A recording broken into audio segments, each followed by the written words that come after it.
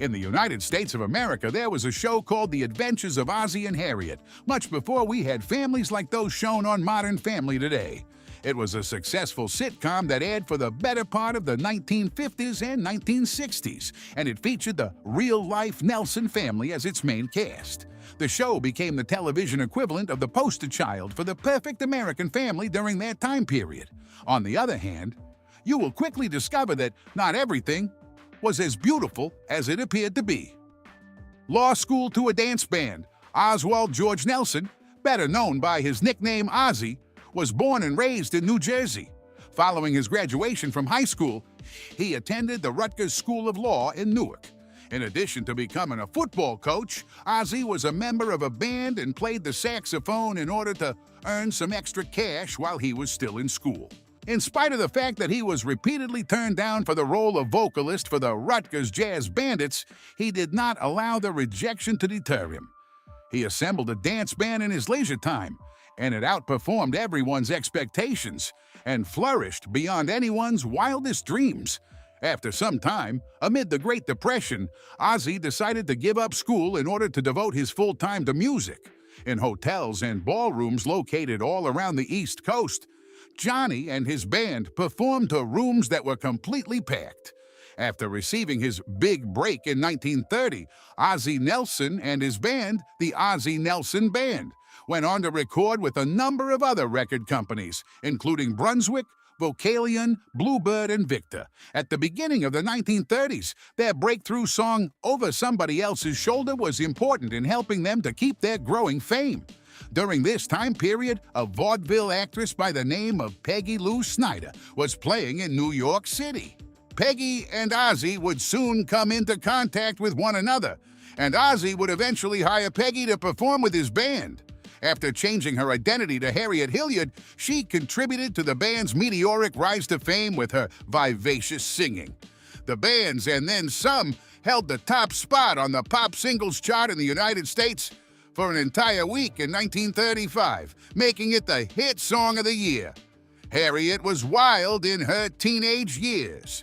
Due to the fact that she hailed from a theatrical family and traveled the vaudeville circuit, Harriet began her career on the vaudeville stage at the tender age of 3. This was before she became the epitome of the traditional television housewife. As she was entering her teenage years, she found her way to Broadway and started hanging out with people of a more mature age. Harriet started smoking when she was just 13 years old, and she did so while she was a regular at the Cotton Club, a nightclub in New York City. After some time, she decided to withdraw from high school and instead became a member of the Corps de Ballet at the Capitol Theater. She later went on to perform in the Harry Carroll Revue. It turns out that Ozzie Nelson wasn't Harriet's first husband. There was a time when Harriet, who was still known as Peggy Lou at the time, was married to a comedian named Roy Sedley in 1930. This occurred during her time as a dancer who frequently performed at the Cotton Club. Harriet, who was only 21 years old at the time, would quickly discover that associating with the wrong crowd in a short amount of time might lead to certain difficulties. During the entirety of their marriage, Roy is said to have been aggressive toward her, and they divorced 1 year as a result. In 1933, the marriage was eventually declared null and void. Her dancing days coincided with the time when she first met Ozzie. And as the saying goes, the rest, as they say, is history. Ozzie and Harriet had undeniable chemistry. There are a lot of people who believe that Ozzie and Harriet found every single thing that they needed in each other. The personality of Harriet, which was full of energy and wit, served as the perfect contrast to Ozzie's demeanor, which was reserved and uncertain. The band's songs that resonated with listeners were interspersed with natural comedic relief, which was the appropriate foundation for their relationship on stage, which was undeniable due to the fact that their combined traits were the perfect foundation. Ozzie and Harriet chose to finalize their marriage in 1935, just 3 years after he had hired her to be a member of his band. This decision was made as their connection off the stage began to flourish as well. As the 1950s progressed, Ozzie and Harriet became the perfect fantasy couple in the United States. In musicals such as Sweetheart of the Campus, Strictly in the Groove, Honeymoon Lodge, and Take It Big, Ozzie and Harriet's glow contributed to the shine that was present on the silver screen. Depending on the film, they would either appear together as a pair, as they did in Honeymoon Lodge, or they would appear as distinct characters, as they did in Hi, Good Looking. The two were frequent visitors on The Red Skelton Show, an American variety show that was hosted by the entertainer Richard Bernard Red Skelton.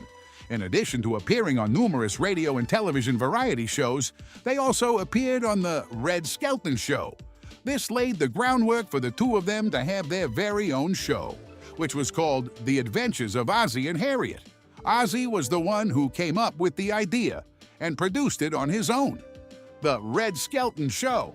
In the years leading up to the release of The Adventures of Ozzie and Harriet, Ozzie and Harriet made their debut on the radio by making numerous appearances as guests on The Red Skelton Show. Red Skelton, an entertainer, served as the host of the American variety show, which enjoyed widespread popularity on both radio and television throughout its era. They were responsible for the majority of the music that was played on the radio program, and their band was responsible for providing the vocals used by Ozzie and Harriet. While Skelton exerted a great deal of effort throughout the duration of his show's existence to ensure that it was broadcast on color television screens, the Nelsons' time spent on the show's regular appearances served as a springboard for them to launch their own radio show. In 1944, Red Skelton was drafted to the war, and that event opened up a new opportunity for the famous family to secure their own spot on radio. After working as a musical component of Skelton's radio show for a period of 3 years, they were finally presented with a significant opportunity. The executives at CBS and International Silver, who were sponsors of the show, were presented with the idea of Ozzie Nelson producing his own show. The real lives of the family would be the primary focus of the radio program, just as they will be in their upcoming television show. During the early episodes of the radio show Adventures of Ozzie and Harriet, Mr. Nelson opted to perform situation comedy rather than a significant portion of his popular music. Ozzie was responsible for the writing and directing of each and every episode. America's favorite couple. In the span of just 1 year following their wedding, Ozzie and Harriet welcomed their first child, a son whom they named David. Ozzie came to the conclusion that the best way to preserve the cohesiveness of their family was to combine their two careers and make every effort to collaborate as much as possible. The year 1940 marked the birth of Ozzie and Harriet's second son, Ricky, which led to them being recognized as America's favorite young couple. Despite the fact that they were still young at the time, the parents would later give their children the opportunity to appear on the show. Because of the timing of the births of their children, they were able to make an intriguing decision regarding the beginning of the television series. Ozzie rapidly came to the realization that his young boys were not yet ready for prime time when the Adventures of Ozzie and Harriet began to gain popularity in the 1940s. To perform the roles of David and Ricky, he instead chose to cast two other boys in the casting process. The original actors only appeared in voice roles on the radio version of The Adventures of Ozzie and Harriet, which accounted for the show's first 5 years before it came to television. If you investigate the IMDb database for the television series, you will not find any of the show's young actors mentioned. This is due to the fact that the original actors only appeared in voice roles on the radio version. The fact that Ozzie wanted to keep the show inside the family was very important to him. As soon as he was finally certain that his young boys were prepared to take over their roles, he moved fast to help them prepare for the transition. Due to the fact that the show was first broadcast only on the radio for the first few years, it is likely that the fact that performers were accustomed to performing the parts of David and Ricky did not matter as much because you were unable to see them. However, by the 5th year of the show, David and Ricky had begun to play themselves on the show on a regular basis for the very first time on the radio. Both David and Ricky were 12 years old at the time that The Adventures of Ozzie and Harriet was adapted for television in 1952. David and Ricky Nelson, who were then 16 and 12 years old, respectively, were already starring on the show alongside their parents. As was mentioned earlier, Ozzie desired for his young boys to mature a little bit before they would be allowed the opportunity to star on the popular television show that the family produces. In 1949, Ozzie finally gave in and agreed to let Ricky, who was only 8 years old, and David, who was 13 years old, carry on their namesake duties. It was actually Bing Crosby who persuaded Ozzie that his children were prepared to perform in front of an audience that was located all across the country. Crosby made a special appearance on the radio show that the family hosts, and he brought his own sons along for the live broadcast of the show. After making the transition to television, Ricky and David found themselves to be enormously popular with the viewers of the show. Did Ozzie steal his children's early years? In his book titled The 50s, David Halberstam makes the following statement about the family. For all their professional success, very different from the family depicted on the show, they lived with an enormous amount of pressure and unreconciled issues. While conducting his research, Halberstam found that there was a widespread belief that Ozzie Nelson had stolen the childhood of both of his sons and used it for commercial purposes. Halberstam claims that this sentiment was widespread. Among the most prominent of these concerns was the assertion that Ozzie Nelson had taken the most private times of his family's life and made those problems terribly public. Reality television was introduced to the American public for the first time by the Nelson family. Here come the Nelsons. Having achieved success with their radio show, Ozzie and his brother Don went on to write a film titled Here Come the Nelsons. The purpose of this film was to introduce the Nelson family to audiences in the United States. Following Ozzie's successful efforts to persuade executives at Universal to produce the feature film, the film was also used as a pilot for the television show The Adventures of Ozzie and Harriet. All members of the Nelson family, including Rock Hudson, Barbara Lawrence, and Jim Backus, appeared in the movie as themselves. Other notable actors also appeared in the movie. The comedy film centered on a misunderstanding between Ozzie and Harriet before Ricky is kidnapped by bank robbers. For some reason, Ozzie is cast in the role of an advertising executive in the film, despite the fact that he was better known in the United States as a band leader. According to reports, the bedroom that Ozzie and Harriet occupied on the show was one of the first to feature a double bed arrangement since it was broadcast on television. It was considered a scandalous sight in those days to see a man and his wife sleeping in the same bed together. Prior to the appearance of their bedroom, the bedrooms of couples on television were typically depicted as being comprised of twin beds that were separated by a lamp that was placed on a nightstand.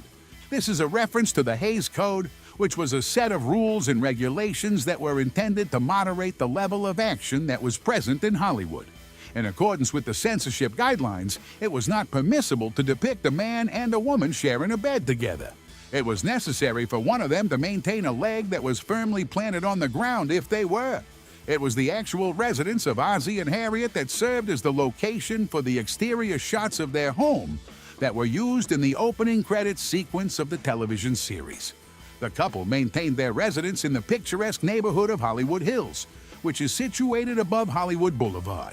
Despite the fact that the couple did not film the series in their actual home, they did have the interior recreated with an exact replica on a Hollywood set. This was done for logistical reasons. According to reports, Ozzie wanted to ensure that the show had a genuine feel to it, and it appears that this meant bringing real life to the big screen by inviting the American public directly into their family home. The residence retains its original structure and can be found at 1822 Camino Palmero Street in the city of Los Angeles, California. Split personality. When Ozzie played the role of Ozzie's father on The Adventures of Ozzie and Harriet, he appeared to be stumbling over his words, hesitant and slightly distracted. Harriet's bright and flippant charm was perfectly complemented by this, which is a fortunate coincidence. On the other hand, Ozzie was anything but a careless person in real life. He was known for being a forceful businessman who was addicted to work and who was in complete control of the show as the writer, producer, director, and editor. When he was not playing himself on the show, he was known for being these things. The New York Times reports that some people would say that he was a dictatorial presence looming over his family, and that he thwarted his sons, preventing them from attending college and reminding them that they were required to work on television. These statements are consistent with the assertions made by the New York Times, breaking records. On April 23, 1966, The Adventures of Ozzie and Harriet was finally brought to a close after a total of 22 years of successful broadcasting, 8 of which were on the radio and 14 of which were on television. There was a period of time when the show held the record for the longest-running live-action television sitcom in the United States. However, in 2016, that record was tied with It's Always Sunny in Philadelphia, which was renewed for 13 episodes and 14 episodes respectively. The Adventures of Ozzie and Harriet proudly held the record for the longest-running sitcom in television records, with a total of 435 episodes. However, The Simpsons was able to surpass this record in 2003, when the cartoon broke the record. Ozzie's Exit. After a long and successful career-focused life, Ozzie Nelson passed away at the age of 69 in his San Fernando Valley home. Nelson's life was ultimately taken by liver cancer, which he had been afflicted with during his later years due to recurrent malignant tumors. Surviving him were his wife, Harriet, and their 2 sons, who were present at his bedside at the time of his passing, on June 3, 1975, at 4:30 in the morning. During the time that his 2 sons continued on with the career paths that they had already begun, Harriet sort of became a recluse after Ozzie passed away. During her later years, she did, however, appear as a guest on television shows such as Love Boat, Fantasy Island, and Happy Days. So the next time you find yourself watching an episode of The Adventures of Ozzie and Harriet and longing for the simplicity of days gone by, remember that things weren't always as innocent as they seemed. Behind the facade of the perfect family lay a world of secrets and struggles that shaped the Nelsons both on and off screen. Thanks for watching, everyone. Don't forget to like, share, and subscribe for more deep dives into the hidden truths of pop culture. Until next time, stay curious.